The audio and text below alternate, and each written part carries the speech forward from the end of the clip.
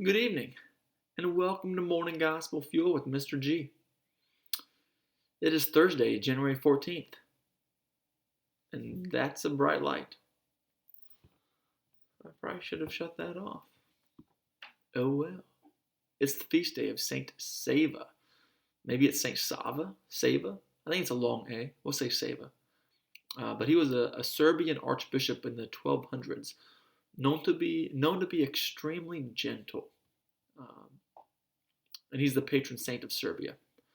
Evidently, he revitalized the faith out there in the 13th century.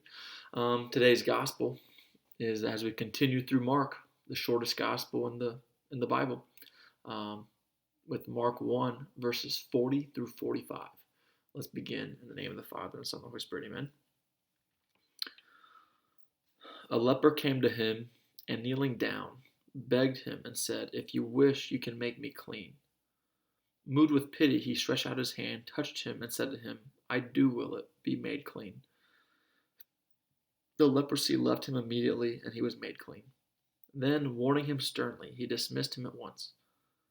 Then he said to him, "See that you tell no one anything, but go, show yourself to the priest, and offer for your cleansing what Moses prescribed. That will be proof for them." The man went away and began to publicize the whole matter. He spread the report abroad so that it was impossible for Jesus to enter a town openly. He remained outside in deserted places, and people kept coming to him from everywhere.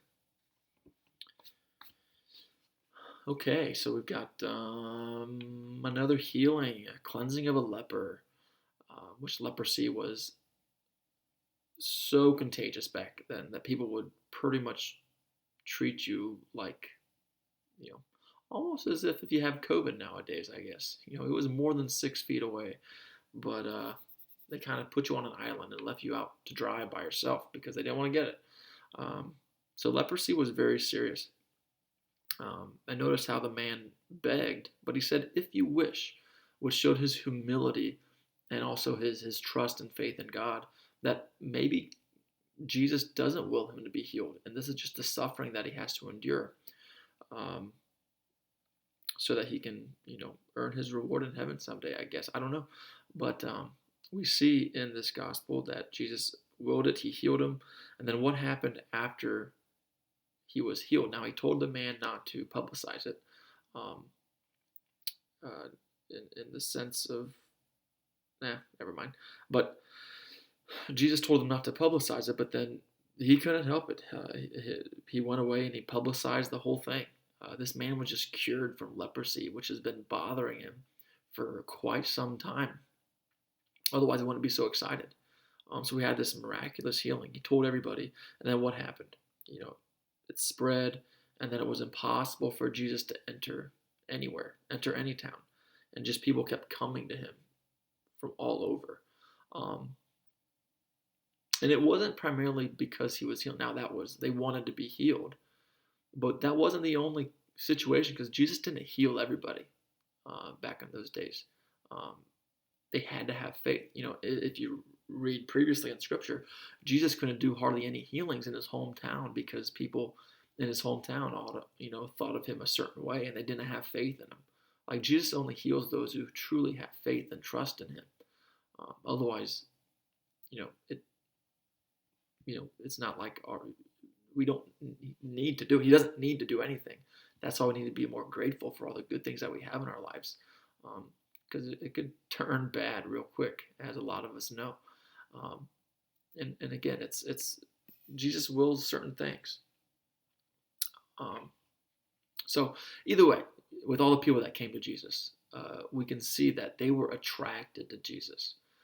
Religious people are attractive if they are genuinely living it out.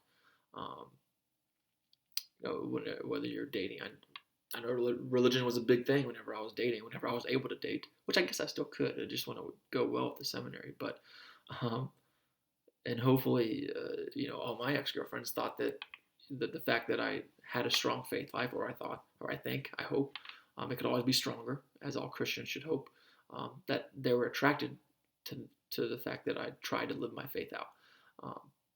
and it's the same way that goes for me. And I can only speak on my experience, but I think you know people of good moral virtue, that's very attractive. Um, as we can see in the gospel today. So that's a challenge now. No matter where you are, because and whether you're trying to date somebody or not, genuine, truthful, virtuous, faithful people is attractive. Um, it'll bring you more friendships. It'll bring you more authentic, true friendships. Um, you to them and them to you. So that's the question today, as we try to be like Jesus, is what are you doing, and how are you presenting yourself in such a way that is making people become more attractive to having a stronger faith life. And that's something that I can always do better at, and also I'm sure you could always do better at. And that's the challenge of any Christian, is never to be complacent in your faith and to constantly growing. Because if you're not growing, you're dying. And that's a very common phrase in the world of sales and business and such. So that's something to reflect upon. Have a great day, rest of your day, of what's left of it. God bless. Keep it real. In the Father, Son, and Spirit. Amen.